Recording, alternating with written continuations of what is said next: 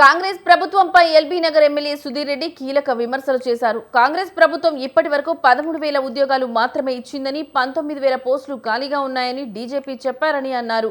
ప్రభుత్వం 7,000 పోలీస్ ఉద్యోగాలకు మాత్రమే నోటిఫికేషన్ ఇచ్చిందని, కాంగ్రెస్ ప్రభుత్వం జీవో 31 తీసుకువచ్చి కానిస్టేబుల్ ఎస్ఐ ఉద్యోగాల వయస్సు పరిమితిని పెంచిందని విమర్శించారు. ఇటీవల ఇచ్చిన నోటిఫికేషన్లో పాత ఏజ్ లిమిట్ను మాత్రమే ప్రభుత్వం ఇచ్చిందని, ఫైర్ డిపార్ట్మెంట్కు పోస్ట్కు డ్రైవింగ్ లైసెన్స్ నిబంధన పెట్టిందన్నారు.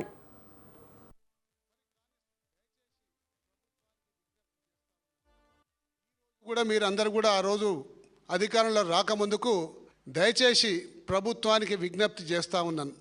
ఈరోజు కూడా మీరందరూ కూడా ఆ రోజు అధికారంలో రాకముందుకు నమ్మబలికిన ప్రజలకు కాంగ్రెస్ పార్టీ అధికారంలోకి వస్తే ఒక్క రూపాయి కూడా ఫీజు లేకుండా మేము నోటిఫికేషన్లు ఇస్తాం, నిరుద్యోగ యువకులందరూ కూడా అప్లై చేసుకోవచ్చు, పరీక్ష రాసుకోవచ్చు అని చెప్పేసి చెప్పడం జరిగింది.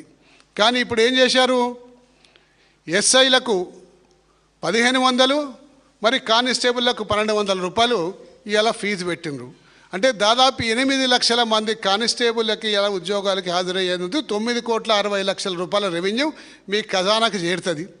కానిస్టేబుల్లకు 1,500 కాబట్టి దాదాపు అదొక 5 లక్షల మంది వాళ్ళు రాసేది ఉంది కాబట్టి అదొక 9-10 కోట్ల రూపాయలు చేరుతుంది.